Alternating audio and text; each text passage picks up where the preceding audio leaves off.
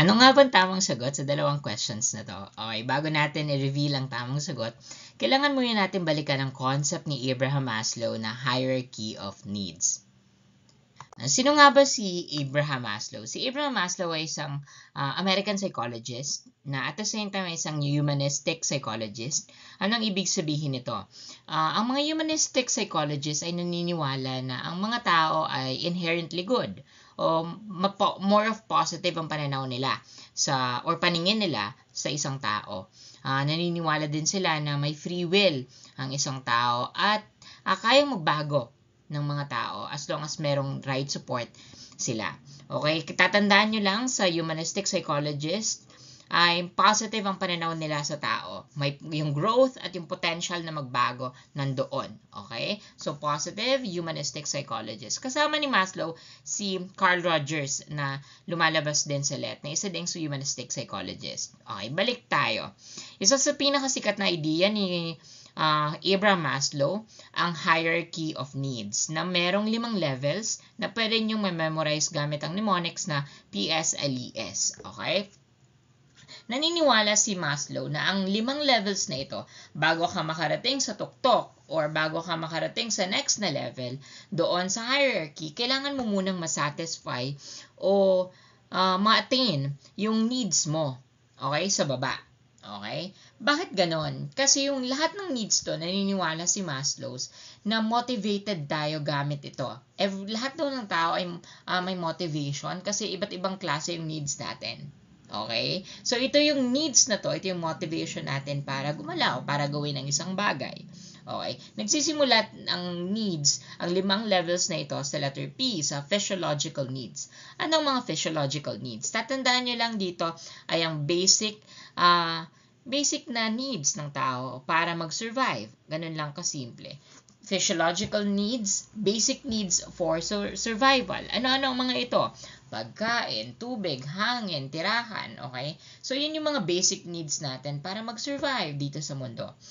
Kapag gutom ang isang bata, syempre, hindi din siya makakapag-aral ng mabuti. Okay? Kapag wala siyang tirahan, paano yung susunod niya mga needs? Okay? Ito yung mga basic needs natin.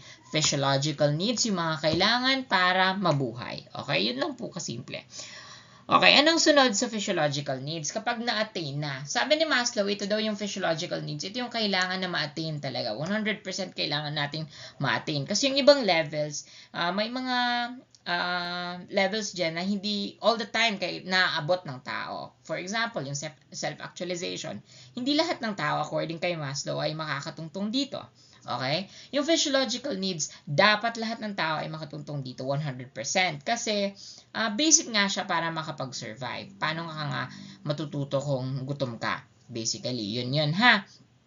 Okay. Kapag nasatisfy na yung physiological needs, pupunta ka sa next level, yung safety needs. Anong safety needs? Ito yung need mo na maging safe at secure ka. Okay? Anong example nito? Yung secure ka sa nawala kang sakit, health and well-being, stable environment. Kasali rin dito ang financial na security, syempre. Kasi kung wala kang pera, paano mo rin masusustain yung mga pangangailangan mo at iba pang safety needs. Okay? Sa safety and security, maging ligtas ka at secure ka sa buhay mo. Environmental-wise and financial-wise, yon, health-wise, nandito under sa safety needs. After yung safety needs naman, kapag nasatisfy mo na ito, next level natin ay ang L, the love and belongingness. Okay? Dito naman, ito yung need mo or kailangan ng isang tao, pangangailangan mo na to belong, to be involved in a community, na may nagmamahal sa'yo. Okay?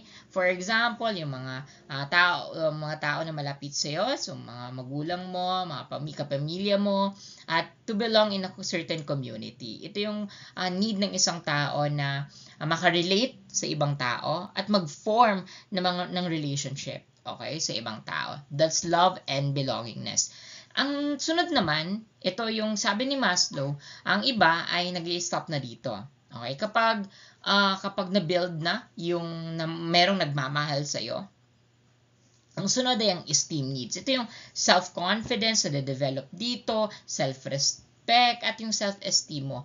Ito yung paniniwala na ito yung need mo na nire-respeto ka ng ibang tao dahil sa ginagawa mo, yung competence at yung recognition sa ginagawa mo. Okay? So, pagkatapos na ma-build up yung physiological needs mo, yung basic needs mo, that's safety. Pagkatapos nun, tapos yung may nagmamahal sa'yo at yung may nire-respeto ka sa ginagawa mo, that's self-esteem. Okay?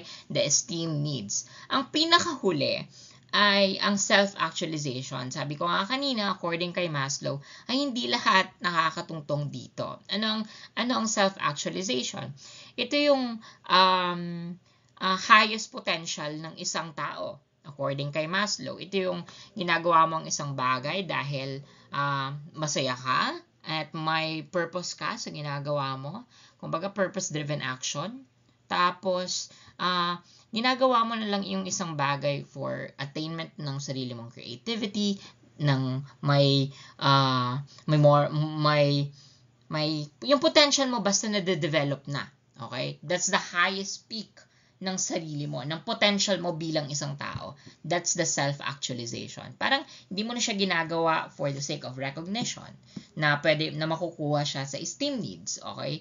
Na para makapag-belong, okay? Ginagawa mo na lang siya para sa sarili mo. That's self-actualization. I hope naman linaw po sa inyo. PSLES, physiological needs, safety needs, love and belonging, esteem needs, at self-actualization. Hindi makakatungtong sa next na level kapag hindi na-attain or na-satisfy ang nasa mababang level. Okay? Nasa ibaba. Yung hindi ka makakapuntang next na level kung hindi mo na-satisfy or na-attain yung nasa ibabang level. Ang pinaka nasa ibaba, yung physiological needs, ang highest na need according kay Maslow ay yung self-actualization. I hope that's clear.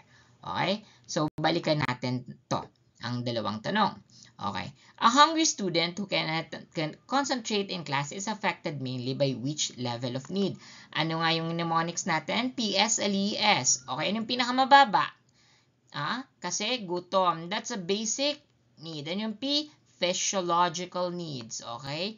Hindi siya safety kasi wala namang mention dyan na regarding sa health and well-being. Wala namang mention financial security, environmental security, illness or disease or war. Wala namang mention ng ganun. Kaya hindi yan safety.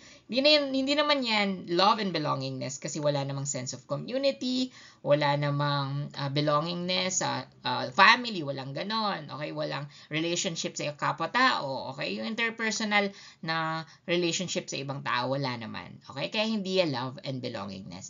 Hindi din yan esteem needs kasi yung esteem more of self-confidence, develop yung ginagawa mo yung isang bagay para ma-recognize ka, yung competence mo, nandoon yun.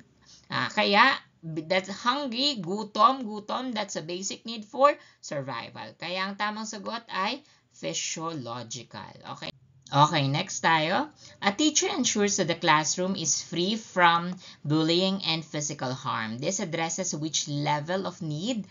Okay, ano ang clue words natin? Bullying and physical harm. Okay, kapag may physical harm, ano yan?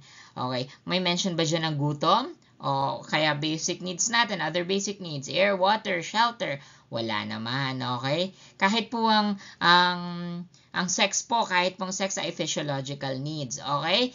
Wala namang mention dyan ng kahit anong basic needs natin, okay? Kaya hindi po yan physiological needs, okay? How about naman may mention ba dyan ng confidence natin? Okay, meron pang recognition, competence. Wala naman. Kaya hindi naman yan esteem. Hindi naman tayo na-recognize kung ano yung ginagawa natin. So, hindi yan esteem needs. May mention ba dyan ng purpose? Okay? Ng creativity, ng highest potential ng isang tao? Wala naman. Kaya hindi yan self-actualization. Okay? Kaya ang tamang sagot, from the word harm, that's safety needs. Okay? That's safety needs. Okay? Okay, drill tayong iba. Ano pa? Okay, kunyari, ang isang bata, gutom at antok, ano yon? That's physiological needs. Okay, kung naghahanap siya, kunyari, ng kaibigan niya or grupo or sa community, ano yon? That's the love and belongingness. Okay? Or belonging. Okay? Ano naman yung kunyari gusto mo maabot yung potential mo or yung purpose mo? That's self-actualization. How about naman kung nasa panganib ka? For example, may threat of war, okay? That's safety needs, okay? How about yung nagbibigyan ka ng recognition? That's esteem needs. Okay, yun lang po. Ganun lang po kasimple yung idea ni Maslow. So, I hope meron po kayong natutuhan ngayong araw. And ako po ulit ito si Sir Justin na nagsasabing okay lang magkamali. Basta wag lang po ulit-ulit na magkakamali. Yun lang po. Salamat!